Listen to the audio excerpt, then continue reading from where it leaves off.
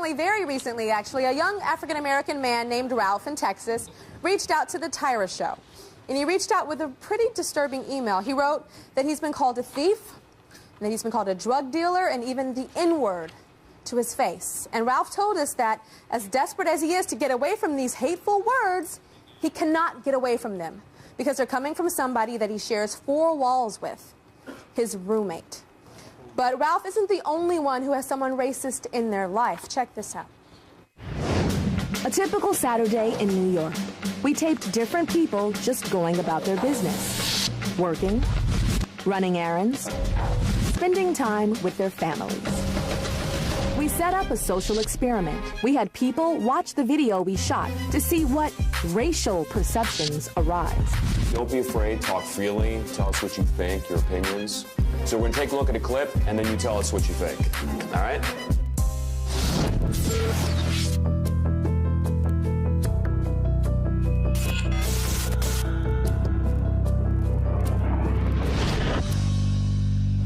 Honestly, it looks like the black guy might have stole something from the white man or did something that he didn't like. I'm black, and I agree with you.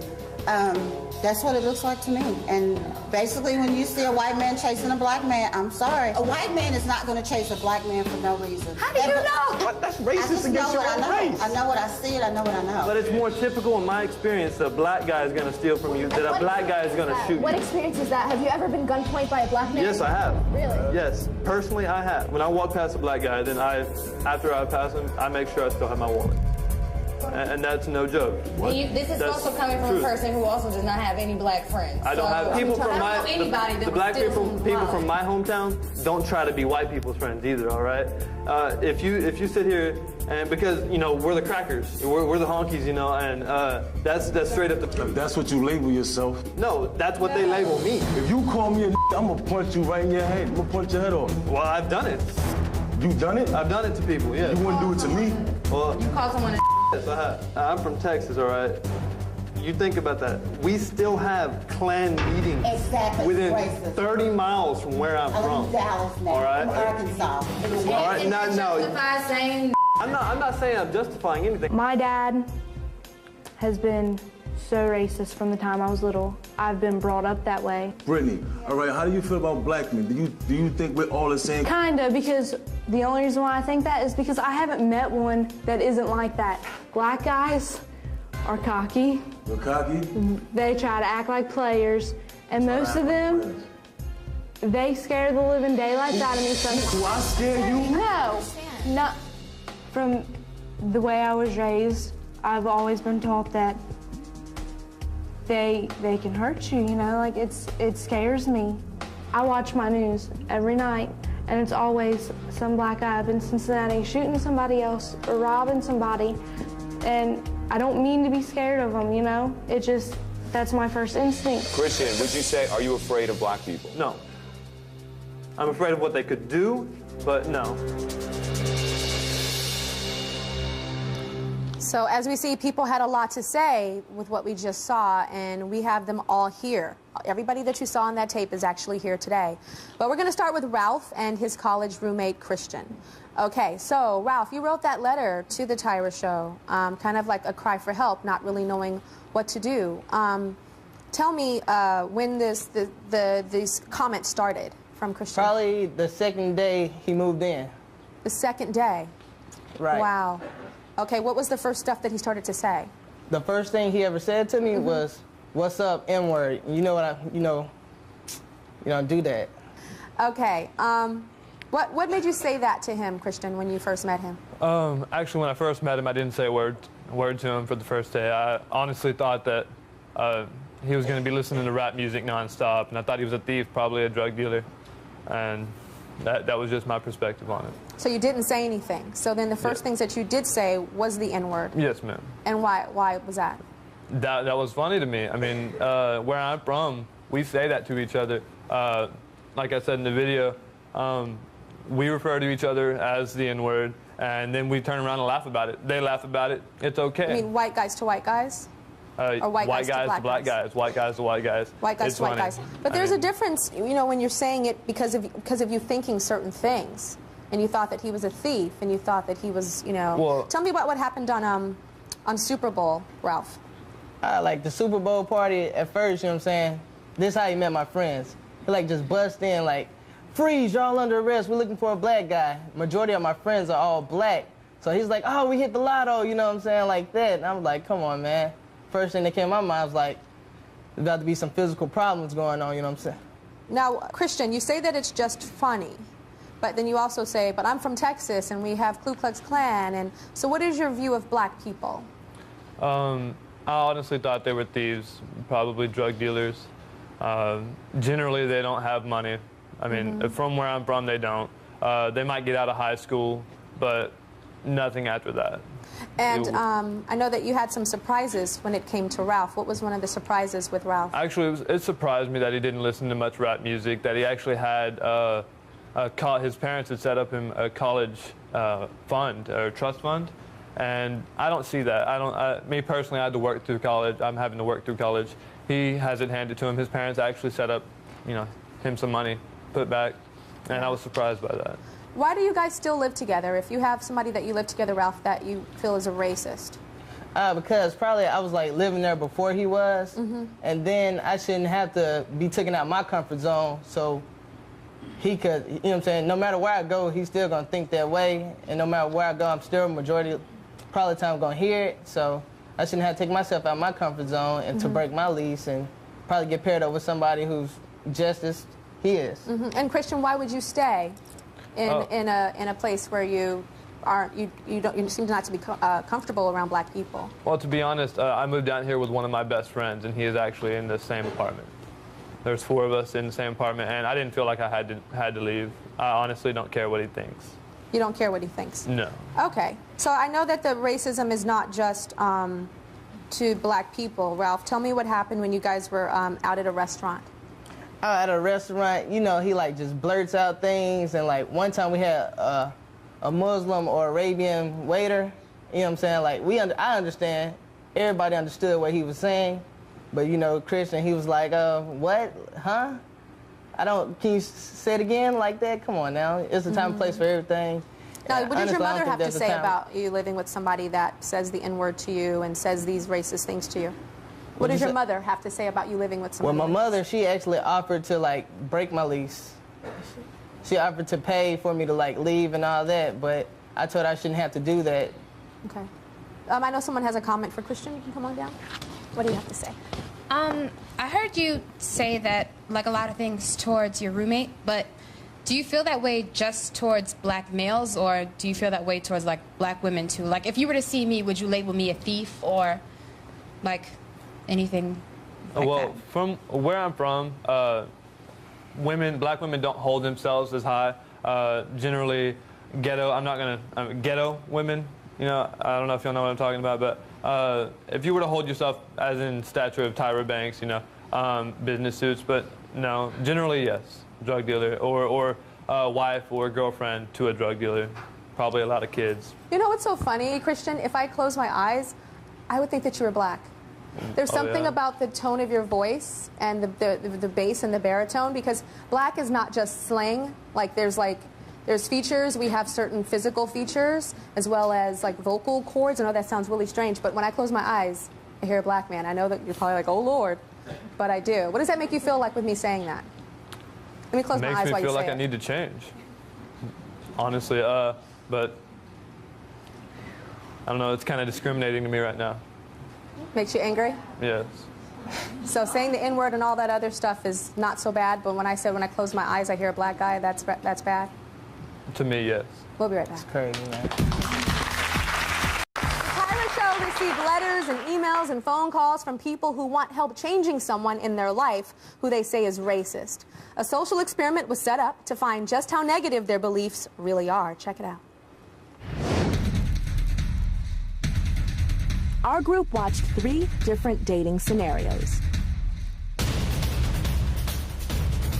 I think interracial dating is disgusting. Like, honestly, it turns my stomach. I would never date a black woman, not because of your skin tone, just because it's the way I was raised. And you got to think about what the kid's going to be going through. I wouldn't want my kid to go through what y'all go through. No.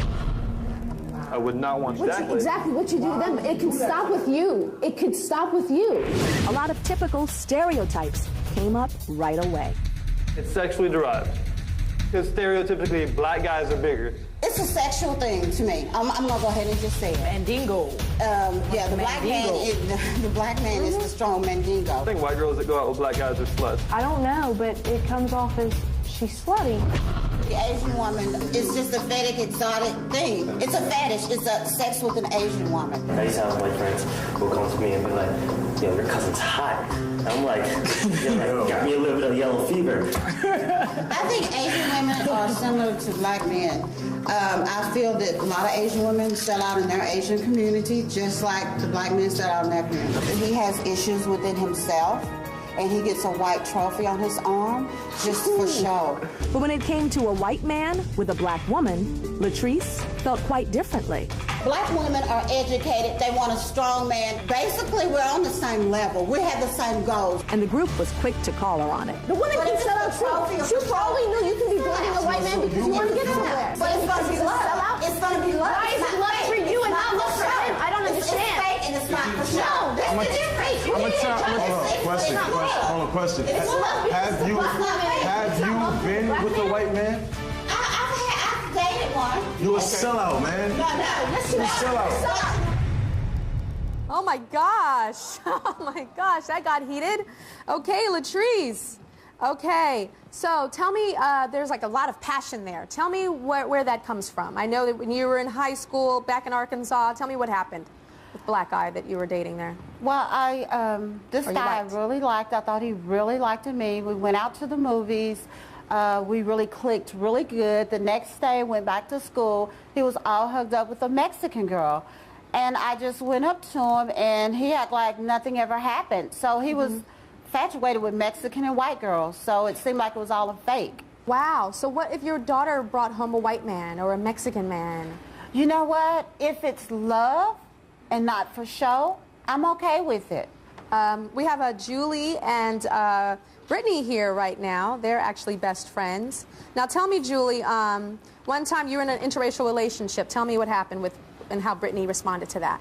Well, Brittany and I have been friends since 6th grade, and we come from a very small rural town in the South where often racist views are common and they're accepted.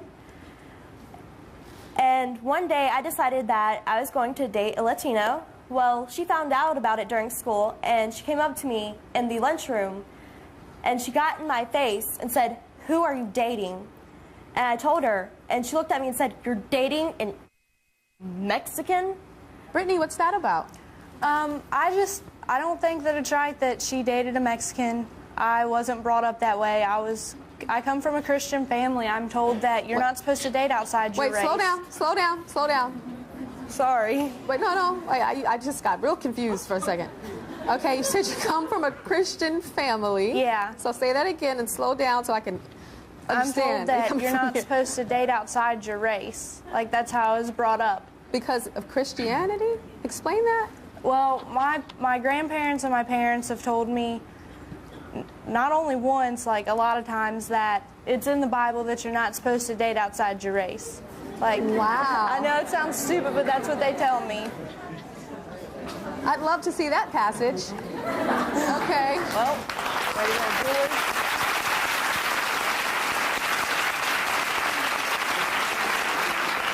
What about the other things that you've been taught about love? You love your neighbor, love everybody the same, all those other values.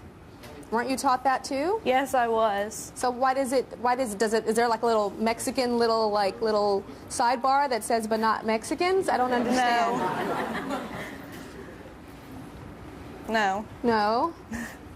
So, okay, you said that your parents taught you that. But yes. So we understand parents, grandparents are older, it's a different generation, but how old are you? I'm 19. Okay, so you're a baby. So when do you start becoming responsible for you? I guess now. Like, that's just how I was brought up. That's what I've always been told. It's hard to change something that you've been told for so long, you know? Yeah, I think after a while it becomes choices, because I was brought up and learned a lot of stuff, and I don't necessarily agree with my mama with everything that she said. I'm not talking about race, but just other things. I don't necessarily agree with her. You know, like I reached a point in my life where I started thinking, you know, on my own and making my own decisions. And you're 19 and you have time to do that. You're still very young. Kalisha was also in the group, and she got emotional during the interracial dating conversation. Check this out. Looked at the tape. It's like a dream to me. I'm sorry. It's okay. I know it's all right. Nobody seems to understand how hard it is. How hard it is for a black woman sometimes. It's hard for a black woman. It's hard for a black woman. Okay. It's okay. Okay. I'm educated. I was always raised to be able to take care of myself, because if a black man didn't want me, then I would have to still be able to raise my kids or take care of myself. So that's how I was raised. But what hurts so much is that even after accomplishing all of this, black men don't want me, white men don't want me, Asian men don't want me, Latin men don't want me, and it's so discouraging, because at the end of the day, I hear everything that you guys just said, these stereotypes. I'm loud, I'm aggressive, I'm gonna beat my man up or whatever, and that's just not the case.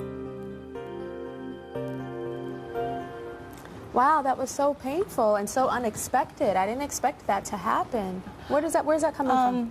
I think it was because kind of right after we saw that part, you know, we all kind of started talking about it, and I heard things come in at the table like I would never date a black woman ever, and you know, I wouldn't want the color, and I wouldn't want my kids, and all of that is very hard. And even to watch this tape right now, it put me right back in that moment. Do you not feel attractive?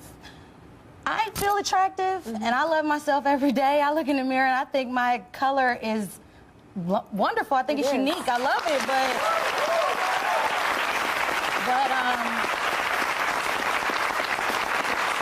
thank you. It just doesn't resonate with other people, and you know, I'll try to date out of my race, or I'll try to even date, you know, guys in my race, and everybody just kind of has that disgusting perception. I think you're choosing the wrong guys. I think you are. Is it true too? You're a beautiful girl. We'll be right back. What if someone you cared about had extremely racist views? Would you try to enlighten them? We're with people who are hoping that this social experiment will force someone they love to see just how prejudiced they're being on a daily basis. So let's see what the group had to say about our next scenario. Okay, guys, we're going to take a look at another clip and give me your reaction to what you see.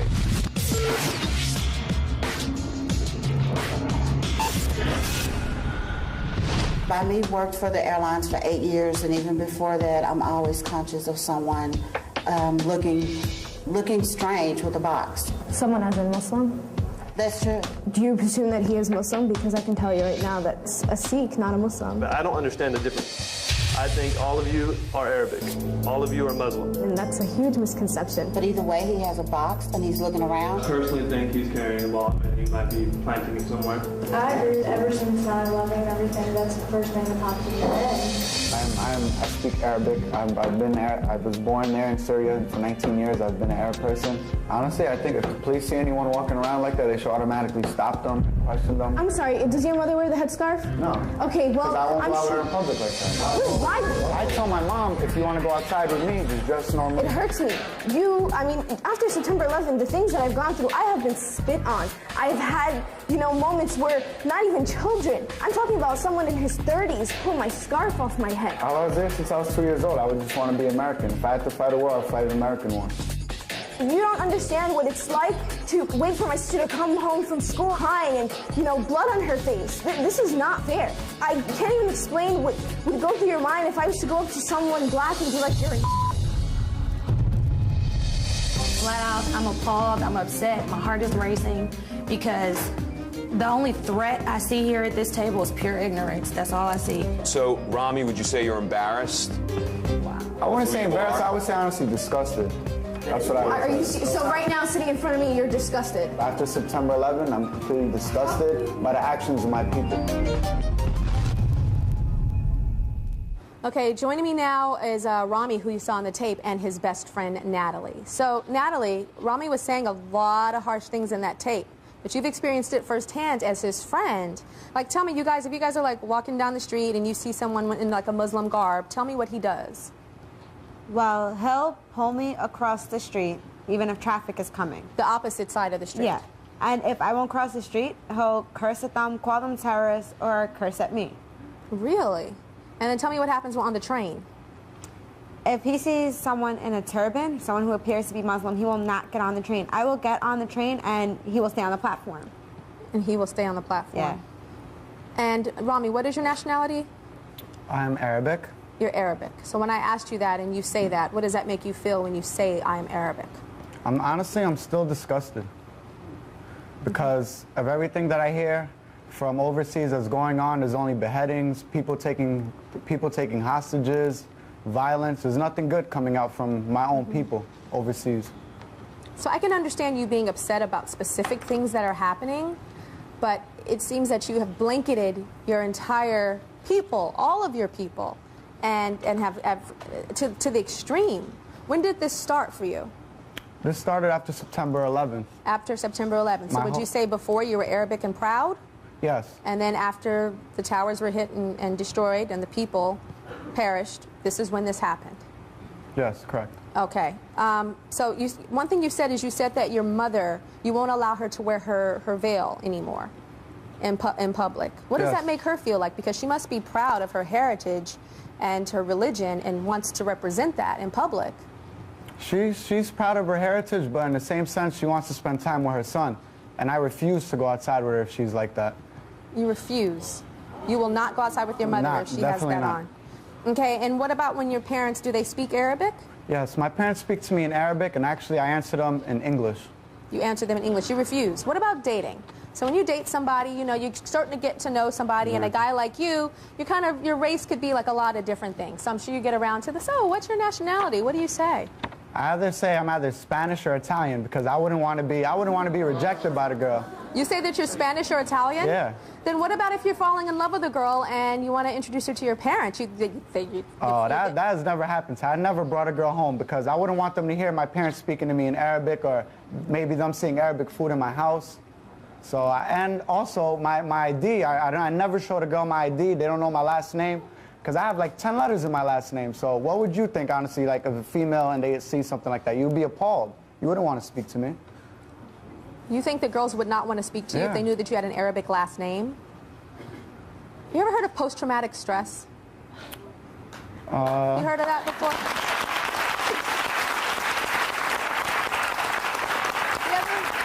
You know what that is? Do you know what that is? Not really. Okay, post-traumatic stress is what a lot of times somebody will go through after something terrible, terrible has happened. It could have happened to them personally. It could have been something that they witnessed. It can happen to like people that have been in wars, like veterans. It can happen to a mother who's lost her baby. It can happen to somebody that experienced a national, awful, most disgusting thing, one of the most disgusting things that our nation has ever experienced. And you having a connection, a historical heritage connection to some of the people that did it, could make you have post-traumatic stress. And so it's a very painful experience, and it's made you lash out on other people, but mostly, Rami, on yourself. And one thing is you can't run away from you. You can call yourself Italian, you can call yourself Spanish, you can hide your ID, you can tell your mother to take off her veil, but you're still an Arabic guy, and a beautiful Arabic guy. That's not going to go away. Thank you, Tyra. I want you, after this show, I want you to go home and I want you to Google post-traumatic stress. Okay. And I bet you'll see a lot of the symptoms there that you went through after September 11th. Okay. And I think that'll get you some healing and make you start loving yourself. Because I'm a black girl, I love myself. Okay?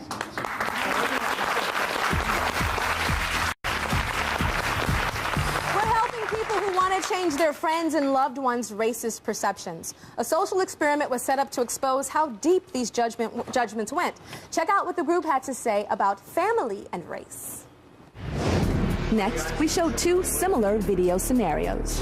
A black mother with 3 children and a white mother with 3 children.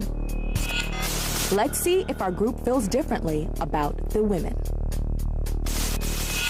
When I see a white woman with kids, I think that she probably does have a good husband that helps support the kids. She probably went to college, and she has a stable family to help take care of her kids. I think they're well taken care of. They're going to be put through college. They're going to have money. They're going to have a bank account ready for them just in case something happens to them. The dad's probably got some type of manager position making the money. She generally will have a job, but she could also be a stay-at-home mother. She's got it made. She's white. Her skin is white. The white woman doesn't have to worry about anything. She might be on welfare if she has 3 kids because she might be too lazy to work. When I see a black woman with a lot of kids, I automatically think hood rat. I think she's on welfare, and she's also got like possibly a father for each of the kids. If that woman has 3 kids, all on 3 different baby daddies, come on. Please, that's a problem to think that. When I see a black female with about 2 or 3, even maybe worse, to 4 children, I think they're definitely not going to be clothed good. They're all gonna be dirty. They're gonna be unfed. Please don't think that that black woman is not capable of taking care of those kids. They're not dirty. They're not shallow. They should not be looked at as dirty hood rat children, and neither should that woman. That's the stereotype that is associated with, African. I'm not thinking that way because I'm tired of how people are mistreating black folk and giving the white person the higher level and the benefit of doubt of everything. Just need to change. America's so racist, and why do we have a black president? You're not black, you don't understand. Black women take care of her family, but the black woman has to struggle.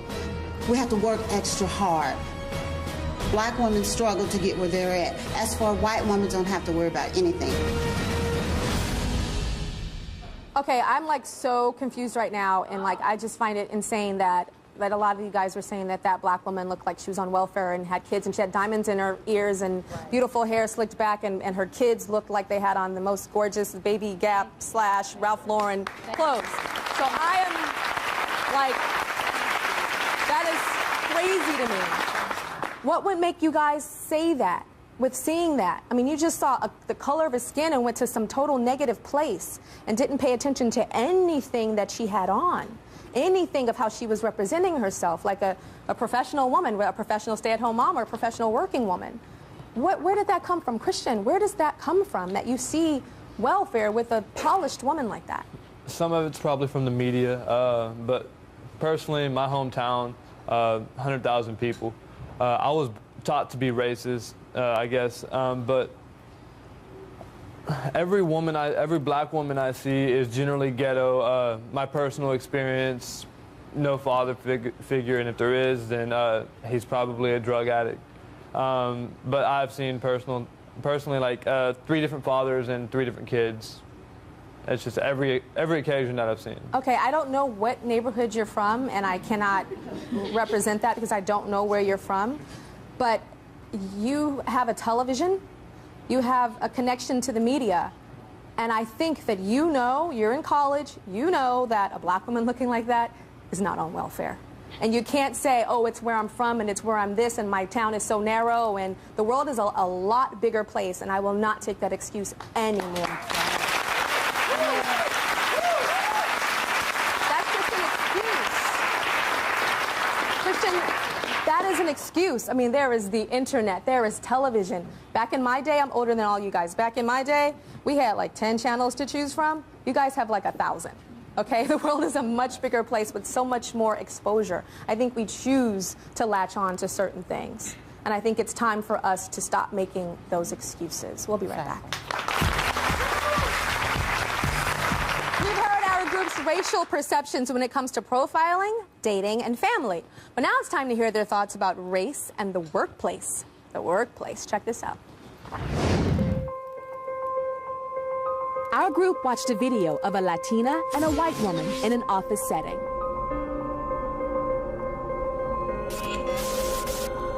Let's see what they thought.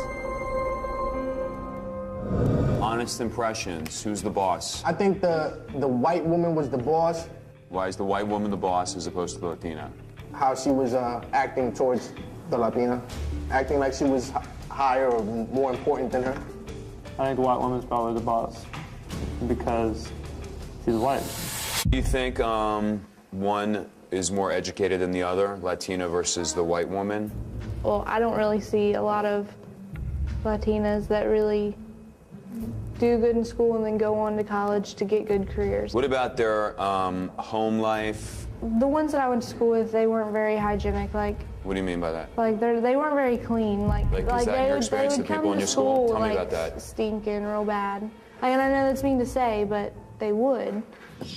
Me as a person, I don't understand the difference between Latinos. I'm not trying to offend anyone by putting a label on this whole group as Mexican. It's just, that's again what I was taught. There's Spanish people from the Caribbean, there's Spanish people from Spain, which is Europe, there's Spanish people from South America. There are Hispanics in your community which you do contact with, right? Yes, my best friend's Mexican. So it'd be knowledge for you to know. He calls himself white though, so I don't know if that makes any difference. Have you been called various names, slang words? What have you been called? I've been called Spigger because I'm Afro-Dominican. I've been called Spick. I've been called all types of names. See, like right there, okay, my grandmother will not let Mexicans or black people in the house. What type of pressure do you think that puts on your best friend? Well, I mean, that's bad, I know. That's why he calls himself white. But that's why he calls himself white, because he's trying to impress you and your family who are very ignorant. Well, see, that's the difference. Their mother is raising their kids. She knows Spanish. She does not teach them that, all right? They do not know Spanish at all. That is one thing that I really don't like about Hispanic people. They don't try to bother to learn English, and they come to this country. No. There's more that do that don't. You just don't see it because you're ignorant and you think that way. So it got very heated between Carlos. Stand up, Carlos. Tell me, what was the thing that most upset you about this exchange? The thing that upset me the most was the fact that, people in America only think about Spanish people being Mexican or Puerto Rican. They don't see the array of colors that we do have. We're beautiful people. We have, from the lightest skin tone to the darkest skin tone. And, just talking to him just made me see how ignorant there's still the population in the world is, you know what I mean? And that really upset me to know that people just think of Mexican and Puerto Ricans either. They're dirty, they have kids, they're on welfare. That's just appalling to me. Like, that really hurts me and my people as in general, Christian, when he was saying that to you and started talking about like South America and Spain and Central America, all these things that he was saying, was it like a light bulb, like, oh yeah, you're right? Well, not really, because if you see maybe in Florida over here in New York, but in Texas, the majority of Hispanics are Mexican. So No, I'm not talking. Keep going back to Texas. I know. I'm from California, so I understand there are a lot of Mexicans. Hay muchos mexicanos en Los Angeles. I understand that. But what I'm saying is. No, but what I'm saying is, did he enlighten you at all to make you understand that there are more Latin people than Mexicans? Oh yes, he's opened my eyes. Like I honestly didn't know. I knew there was Cuban, but that's it. I mean, I didn't really understand. I didn't try to educate myself that and there you're was. In college? Yes. What year in college? Freshman. What college? You're a freshman. That ain't no excuse, child. I'm sorry. Everybody's like, oh, he's a freshman. Okay, let's give him some. Okay, there's Cubano, Dominicano, Mexicano, Colombiano, Venezuelano. Is this a whole lot of people? Salvadorian. Yeah, I mean, it goes on and on and on. Peruvians. Brazilians. Brazil. I mean, it goes on and on. It does. There's like all different types of Spanish. And there's some people in Spain that look like me.